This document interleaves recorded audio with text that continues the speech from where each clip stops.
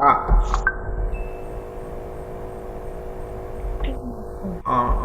on va continuer parce on a 5 questions. Hein. Vous avez dû marquer. Une rupture utérine. A. Césarienne prophylactique devant une cicatrice corporelle. B. Utilisation du patogramme. C. Surveillance clinique rapprochée au cours de l'épreuve utérine. D. Tous les éléments sont cités.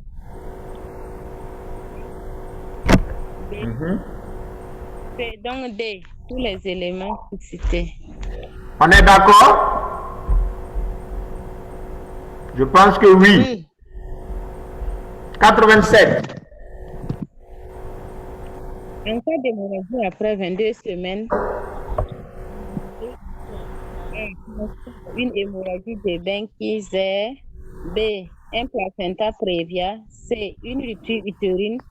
D. Une hémorragie du postpartum immédiat. A. Oui. Et C. A. C. C.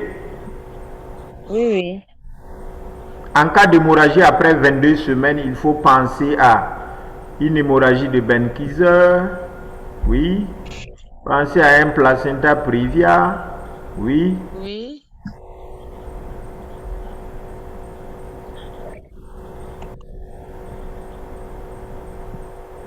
C'est bon? Oui, c'est bon comme ça. 88. Enseignements après 22 semaines sont A. Les écoulements hors des voies survenant après 22 semaines, 22 premières semaines de la grossesse. B. Dû aux avortements grossesse de la GU. C. Sont pris dans les établissements SONU. D. Sont des gynéco-obstétricales. On prend quoi? On prend A. B. B. Et C, D.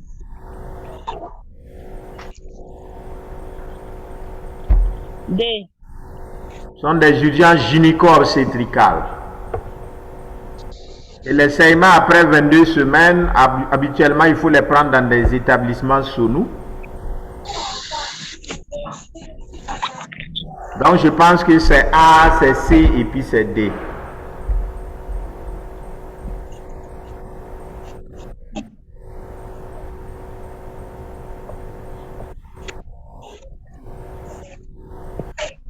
« 89. J'ai une inquiétude. Établissement SONU là. Oui. C'est vague. Oui, c'est vague. La question là, comme c'est vague, est-ce que c'est la peine de cocher? Je ne sais pas. Mais oui, ça se prend dans les établissements SONU. Quand on dit un établissement SONU, ça veut dire qu'on fait tous les SONU là-bas, y compris le C, y compris le B. Ah oui? Rien n'est bon pas là. On pensait qu'il fallait préciser. Hein? On a compris. Non, vous aussi, il faut regarder. Si on dit SONU, vous allez mettre ça dans le C ou bien vous allez mettre dans le B. Les SONU, c'est les soins obstétricaux et néonataux d'urgence. Et les soins obstétricaux et néonataux d'urgence, là, il y a 9 composantes. Maintenant, si on rentre, on dit SONU B, il y a 7 composantes. Si on dit SONU C, ça fait bien les 9. Sinon, quand on dit SONU, c'est les 9 composantes.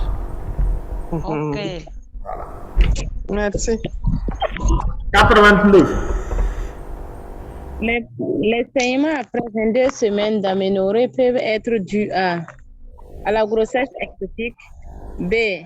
Plexie utéro-placentaire. C. Grossesse abdominale. D. Aucune bonne réponse. Et D.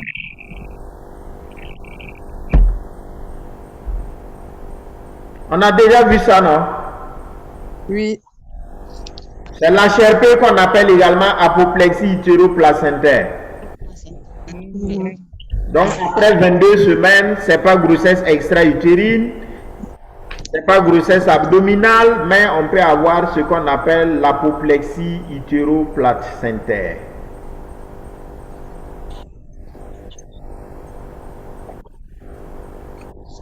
Ça peut aller? Oui. D'accord. Donc, 90. Le placenta prévient est A.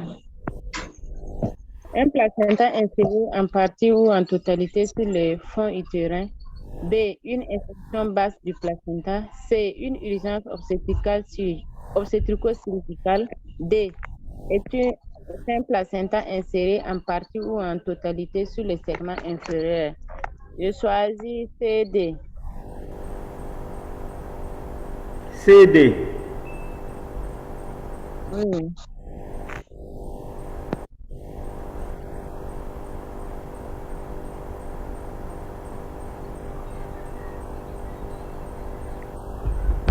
Les autres?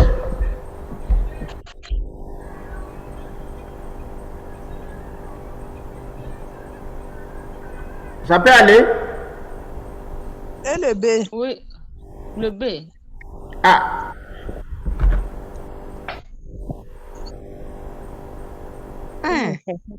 Non, non. Hein? Insertion basse du placenta. Mhm. Ici. Non, non. Le B, moi, je ne suis pas d'accord pour le B. Ah bon?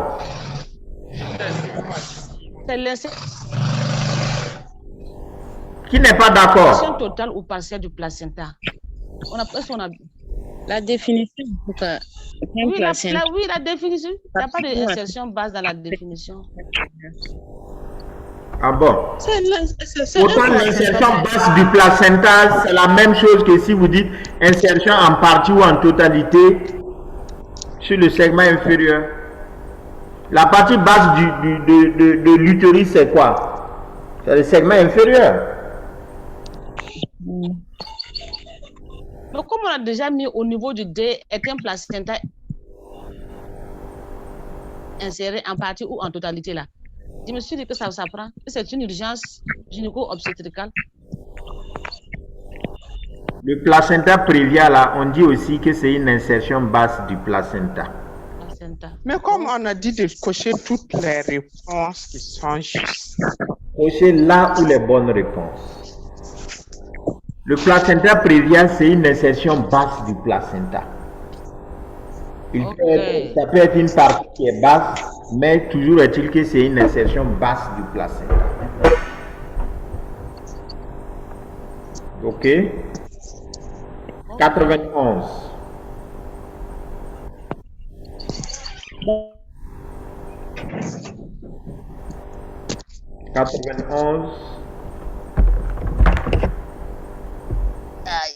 Bon, le saignement dans le placenta prévia, le saignement concerne la mère. Le saignement intéresse la mère et le fœtus.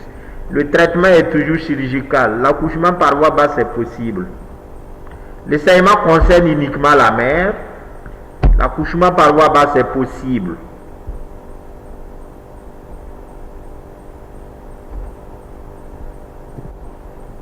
Ok.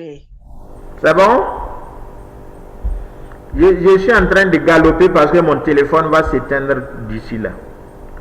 J'ai partagé la connexion avec le téléphone. Allez-y, monsieur Ouedraogo. Alors, en cas de placenta prévia, lorsque les membranes sont accessibles, il s'agit d'un placenta prévia marginal, latéral, central, aucun de tout cela.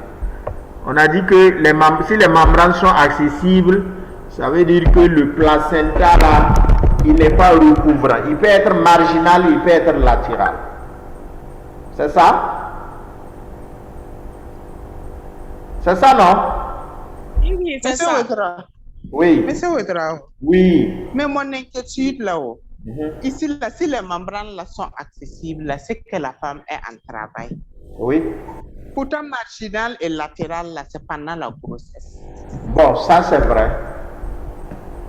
On a formulé la question sans tenir compte de ça. Ça veut dire que le placenta n'est pas recouvrant. Mais accepté ça seulement. C'était juste pour faire la différence entre le central et puis le recouvrant. Sinon, pendant le travail, c'est soit recouvrant, soit non recouvrant, on parle de marginal, latéral, central, uniquement au cours de la grossesse. Et ça, c'est uniquement au cours, c'est la classification échographique. Voilà, donc moi je pensais que c'était un piège. Moi j'ai mis aucun de tout cela. Bon, ça, vous avez beaucoup réfléchi. Sinon, effectivement, en formulant la question, bon, moi je n'ai pas pensé à ça. Hein. Sinon, ça peut effectivement se comprendre, hein, parce qu'on parle de placenta marginal, latéral, central. Ça, c'est uniquement au cours de la grossesse. Alors qu'au cours de la grossesse, ce n'est pas au cours du travail. Donc, je suis d'accord. Merci. Avec le D. Donc, si on avait dit le placenta n'est pas recouvrant, là, il n'y a pas de souci. Mais c'est pour dire que vraiment, je n'ai pas pensé à travail grossesse en posant la question. C'est sûr que vous n'allez pas avoir une question bizarre comme ça. Je dirais ça se répète. Hein. Après 22 semaines, un saignement fait de sang rouge vif peut évoquer un placenta prévia et puis une hémorragie de Benkiser. C'est bon? Rupture utérine, le sang là n'est pas rouge vif parce qu'il est mêlé à du liquide amniotique. Une grossesse abdominale également, c'est une GU. Le sang ne va pas être rouge vif. Donc, on peut penser seulement à un placenta prévia ou à une hémorragie de Benkiser. Donc, c'est notre question précédente là qui est là. La classification échographique du placenta prévia, c'est marginal, c'est latéral. Donc, c'est ce que vous parliez tantôt. En cas de placenta prévia hémorragique, il faut évacuer la grossesse, quel que soit l'âge de la grossesse. Je pense que c'est juste. Si on a un placenta prévia qui saigne beaucoup, il faut vider la grossesse. Rompre les membranes, quel que soit l'âge de la grossesse. On a dit hémorragique. Hein? Prendre en charge un éventuel état de choc, c'est juste. Évacuer la femme si on est au CSPS sans autre forme de procès. C'est sans autre forme de procès là aussi qui gâte les choses. Sans autre forme de procès, ça veut dire qu'il faut soulever la femme, seulement mettre dans l'ambulance. Même affaire de prise en charge de l'état de choc, on n'a pas le temps pour faire ça. Alors que non, il ne s'agit pas de cela. Il faut prendre le temps, prendre en charge l'état de choc, et une fois que la femme est stabilisée, on l'amène vers le centre de référence. Donc ici, on peut retenir seulement le A et puis le C.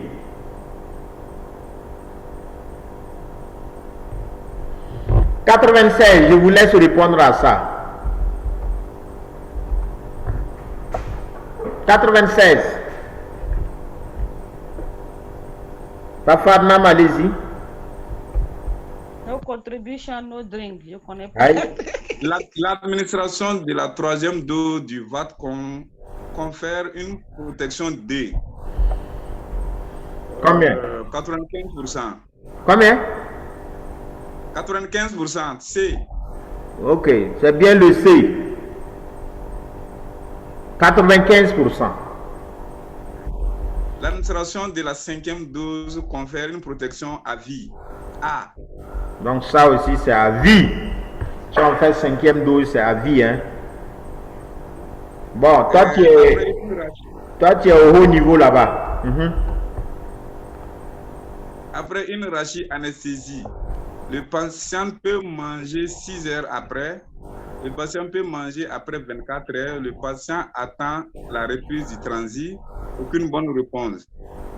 Je pense que c'est le A. Le A, habituellement, si le bloc moteur est levé, ça veut dire que lorsqu'elle peut bouger les pieds, lorsque l'anesthésie aurait complètement disparu là, elle peut prendre des aliments liquides, elle peut boire le thé, elle peut boire la soupe, et puis voilà. On va attendre la reprise du transit généralement après les interventions sous anesthésie générale. Le lait maternel peut être conservé à température ambiante pendant toute la journée, pendant 8 heures, pendant 24 heures, ne se conserve pas à la température ambiante. Les baies pendant 8 heures. Ça, c'est juste également. C'est juste, on peut conserver le lait pendant 8 heures. Voilà, donc on peut enlever, laisser et puis partir. L'âge de départ à la retraite pour les agents de la fonction publique de catégorie A et 2, 60 ans. Et D.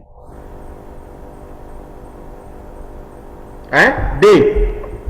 Et D. B. D. D. 60 ans. En 60 ans, ok. Est-ce qu'on est d'accord?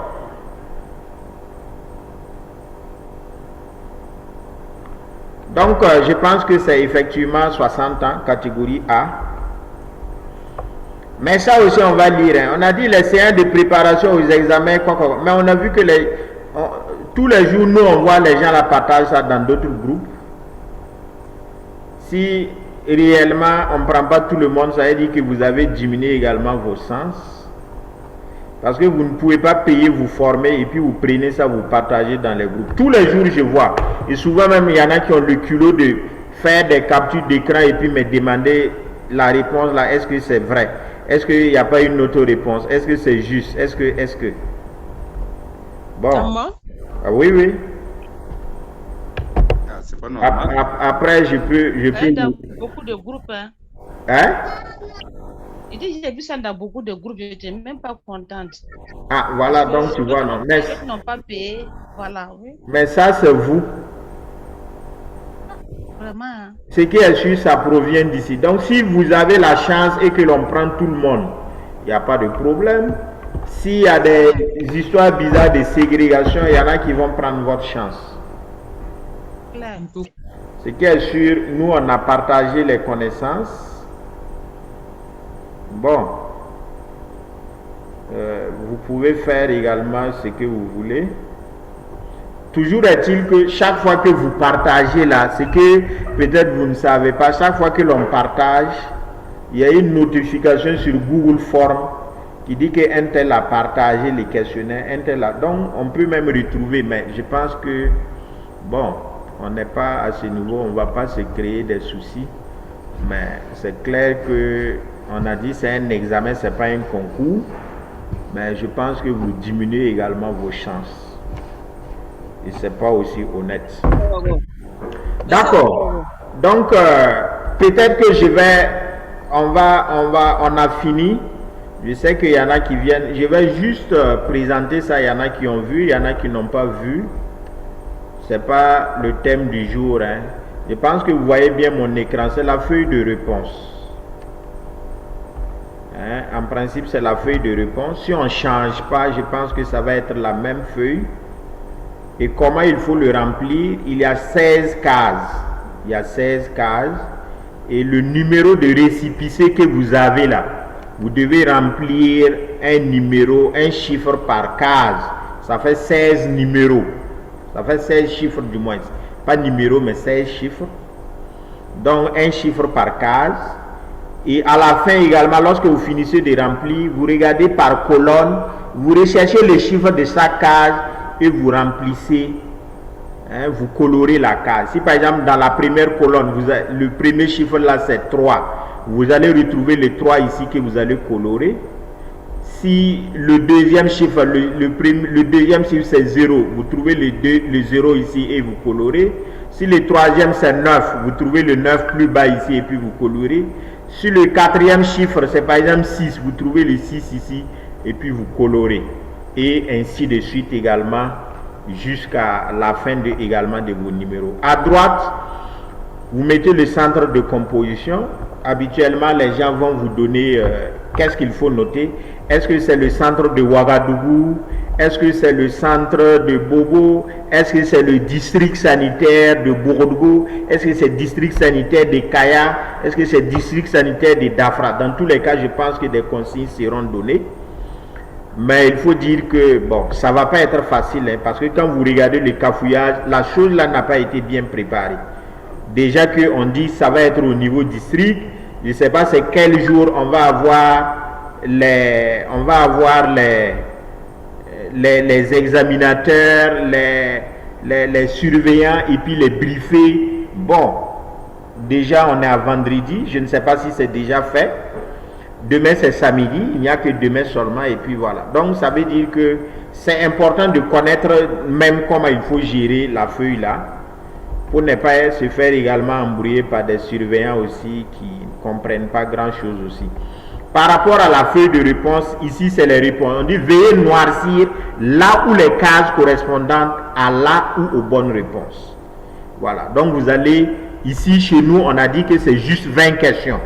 Donc ça va être juste la première colonne. Donc la question numéro 1, vous avez la question et vous connaissez la réponse. Si par exemple la réponse c'est seulement A, vous colorez le A.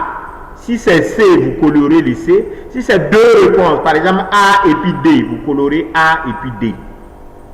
Voilà, jusqu'aux 20 questions et puis voilà. Ce que je vais dire encore pour terminer, il faut faire très attention. Il faut lire les consignes. Il ne faut pas être pressé. On a 20 questions en 2 heures. Donc je pense qu'on a au moins 2 heures, ça fait 120 minutes. 120, si on va diviser 120 par 20, vous-même vous voyez que par question, on a beaucoup de minutes quand même à faire. Donc je pense que vous allez vous en sortir. En tout cas, écoutez tous les conseils que nous avons donnés. Quand vous prenez la question, lisez bien la consigne. Si vous avez des brouillons, notez vraiment sur votre brouillon. Vous revenez lire, vous êtes sûr que c'est vraiment ça, et puis vous colorez. Vous avez vu que nous-mêmes ici, on a fait des erreurs par rapport à certaines consignes. On n'a pas bien regardé la consigne. Voilà. Et parfois aussi, c'est vrai, il ne faut pas trop... il ne faut pas mettre des si dans les questions là avant de répondre. Parce que parfois la question est claire. Maintenant, si vous partez dire que bon, si c'est comme ça, c'est comme ça. Si c'est comme ça, bon, répondez à la question de façon naturelle, relax. Il ne faut pas reformuler la question pour répondre. Je pense que, voilà un peu également ce que je voulais dire. S'il y a des questions, je peux essayer de les répondre rapidement. Et puis bon, on va passer à autre chose. Monsieur Ouedraogo. J'écoute. S'il vous plaît, revenez au niveau du numéro de récipient là. Oui.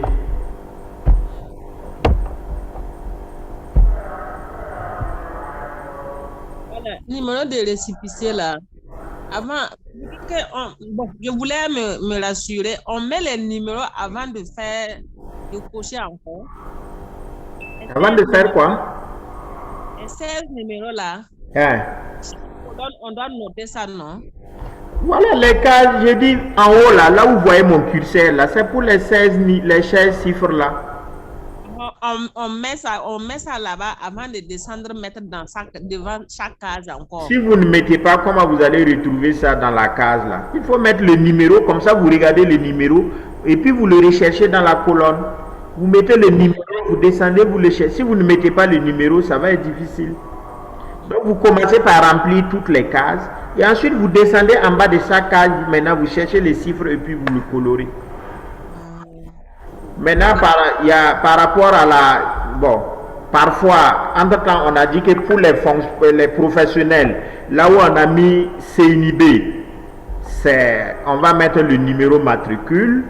Mais je pense qu'il faut écouter les consignes. C'est qu'on va dire le jour, c'est ça que vous allez mettre. Si on dit de mettre la CNIB, vous mettrez la CNIB. Sinon, en principe, la CNIB, c'est pour les concours directs. Et pour les concours professionnels, les gens devront mettre le numéro matricule. Mais comme il y a des consignes avant d'entamer effectivement l'examen, je pense qu'on va juste... écoutez ce que les gens vont nous donner effectivement comme consigne Et puis bon, c'est sur la base de ça que nous allons fonctionner. Ok. Donc, voilà un peu ce que je peux dire. S'il y a des questions, je peux encore répondre.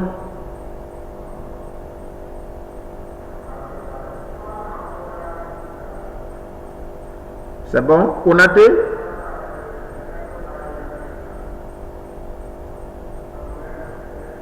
C'est bon, Corobol, c'est bon, il n'y a pas de problème. D'accord. Est-ce qu'il y a autre chose encore? C'est vrai que il y a quand même certaines erreurs qui se glissent dans les trucs, mais je pense que ça ne doit pas trop entamer également votre détermination. Et je pense que ça va bien se passer. On va se retrouver après faire le bilan. Et je pense que, en tout cas, chacun va valider ses 10 sur 20 au moins. Et puis bon, on va savourer la beauté de la catégorie A. Et puis on va dire merci à Bassolman d'avoir relancé ses examens professionnels. Vraiment. Les gens vont tout dire, mais si ce n'était pas lui aussi, bon, c'est que c'est pas sûr qu'on allait faire ces examens. Au moins c'est un pas. Si on fait les examens et qu'il reste le reclassement là, bon, là c'est facile à revendiquer, mais comme on demande de nous reclasser directement, sans rien, ça peut être bien, mais bon, je pense que là, il n'y aura plus de débat, quoi. Il n'y a pas d'échappatoire vraiment. Je souhaite bonne chance à tout le monde. Merci. Merci. Bon, À vous aussi. c'est une connaissance virtuelle, mais je pense qu'on reste ensemble. Je suis aussi, je suis maïticien, comme toutes les sages-femmes qui sont là. Konaté, c'est mon promotionnaire. On a fait école de maïticien ensemble. Voilà, on est toujours ensemble. Et j'espère que on va se retrouver également un de ces jours. Vraiment. Je suis à Ouaga, mais je suis à l'NSP des Ignares. Je vais chaque matin, je reviens le soir. Donc, si quelqu'un est à Ouaga et qu'il est dans le bruit, bon, il n'a qu'à m'appeler. J'aime le bruit. Hein. Il n'y a pas de problème. Mais Konaté, lui, bon, quand on est à Bobo, on ne peut pas le voir. Quand il est à Ouaga aussi, il prend son gombo, il repart tranquillement. Non, tout sauf ça, vous venez prendre à Bobo sans me faire signe. Aïe, aïe, c'est pas vrai. D'accord, donc s'il n'y a pas quelque chose qui nous retient, on va se dire vraiment au revoir, on va se souhaiter tous bonne chance. Et puis, Vraiment, bonne chance à tous. Voilà, à tout moment. Voilà. À vous aussi, bonne chance, hein, parce que vous composez aussi. Bon, oui, malheureusement, nous, on n'a pas, on nous a pas permis de composer. Hein. Ah oui. Mais est-ce que vous ne composez pas? Où est-ce qu'on va vous reclasser maintenant? Ou bien vous ne faites pas partie du Ah reclassement? bon, nous, on a fait conseiller de santé. Quand on a fini, on a supprimé le corps des conseillers. Donc, nous, on n'est rien. C'est pas rien. On n'est rien. C'est pas rien. Non, non. Je voulais repartir pour être à sort. On a dit que je ne peux pas. Donc, je suis là maintenant. Vous avez laissé supprimer. Maintenant, quand vous allez faire l'examen prochainement, là, je ne sais pas, vous allez faire pour aller où? On va voir. En ce moment, vous allez vous lever et puis on va lutter ensemble. On espère que d'ici là, ils vont voir votre cas. Ils vont améliorer votre situation. Et bon, si vous ne nous aidez pas, on ne va pas voir. Hein. Comme nous, on n'est pas beaucoup. Quand on parle, on ne nous écoute pas. C'est ça le problème. On va vous aider. D'accord, il n'y a pas de souci. Vraiment, bonne soirée à tout le monde. Bonne chance. Merci, Je pense que si vous rentrez, chacun n'a qu'à rechercher sa carte d'identité, son récépissé. Vous mettez à côté. Il faut retrouver également vos centres de composition, la salle.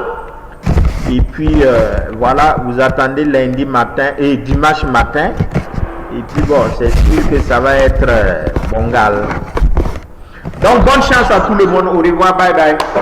Merci, merci. Bonne chance à vous. Merci. Merci beaucoup. À tout moment.